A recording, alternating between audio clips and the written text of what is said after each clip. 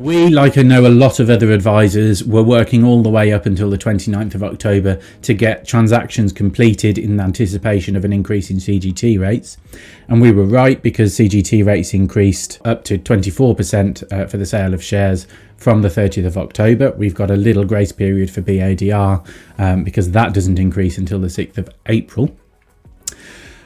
The problem is we have some anti-forestalling rules. I'll talk another time about the section 169Q anti-forestalling rules. The one I wanted to focus on, because I think perhaps was less anticipated, is an anti-forestalling rule regarding section 28. Section 28 is the rule that says, for tax purposes, if you've got an unconditional contract, it's the date of exchange that is relevant for when you are required to pay CGT. In the absence of these rules, if you exchange contracts all the way up until the 29th of October, that is your CGT point, as long as it's an unconditional contract and you're subject to CGT at the old rates. However, what these rules say is if you've exchanged under an unconditional contract up to and including the 29th of October, but you don't have the legal completion until afterwards, then you could still be subject to the new rates. So this is something I think a lot of clients are going to have to be aware of, and a lot of advisors are going to need to consider for the transactions that they completed. If the legal completion took place before the 30th of October, we've got no problem under these rules. So what these anti-forestalling rules say is that if an asset is transferred on or after the 30th of October, so I think here the word transferred has to mean legal completion, under an unconditional contract made before that date, i.e. you've exchanged before the 30th of October, but legal completion doesn't take place until after, despite section 28 sub 1, which is our unconditional contract tax point, the transfer is to be treated as taking place at the time the asset is transferred rather than at the time the contract is made, i.e. the exchange date, unless the contract is an excluded contract. So for all these purposes, we need to consider whether this is an excluded contract.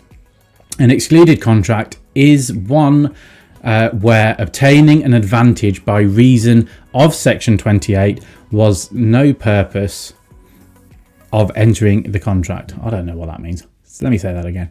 A contract is an excluded contract if obtaining an advantage by reason of section 28 was no purpose of entering into the contract. So that's the first part of the excluded contract rule, which I think the main point is it doesn't say what we often see, which says the main purpose cannot have been entering because of applying section 28. It's saying that no purpose. And I think the no purpose could therefore catch a lot more people if HMRC, especially if HMRC were aggressive in applying this rule. The second part is where the parties are connected. The contract was entered into for wholly commercial reasons. So if the parties were third parties, unconnected individuals, then we don't need to consider part B of the excluded contract rule. If they were connected, we need to have commercial reasons as well. And I think that's a bit odd, because you'd argue that as long as the contract was commercial, then part A doesn't apply. So why then do we need to look at part B regardless of whether they're connected?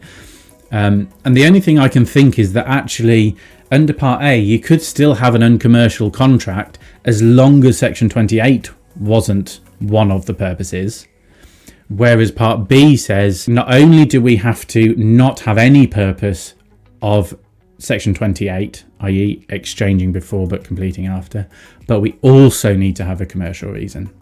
So I just don't like the wording of this draft legislation, and it is draft, so maybe they'll clarify it a bit more, but the idea that no purpose rather than one of the main purposes can't have been 28 I think could be applied quite strictly if we're not careful.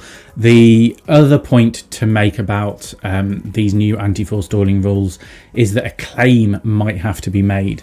The claim says a contract is still not an excluded contract, i.e. you're still caught by these rules, unless the person making the transfer makes a claim which includes a statement that the contract meets the conditions to be an excluded contract.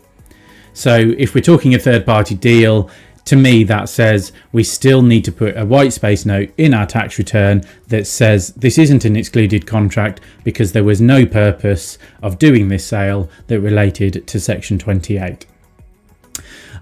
So yes, we have to make a claim as well. There is one exception to that, which says that no claim has to be made if the value is less than 100,000. I'm quite surprised that how this legislation is worded, and I think we need to be very careful for those where we have exchange before the 30th but completion after the 30th of October. We need to be very careful with those clients that A, this doesn't apply, and B, a claim is made where it needs to be. If you've got any questions or wanted to talk through a specific scenario, feel free to give me a call, drop me a message, put something in the comments. Always happy to chat through this stuff, especially with such new legislation. I've already had a few email exchanges with different people about the interpretation of this. So it's always interesting to hear other people's thoughts, and always happy to help as well if you need some assistance.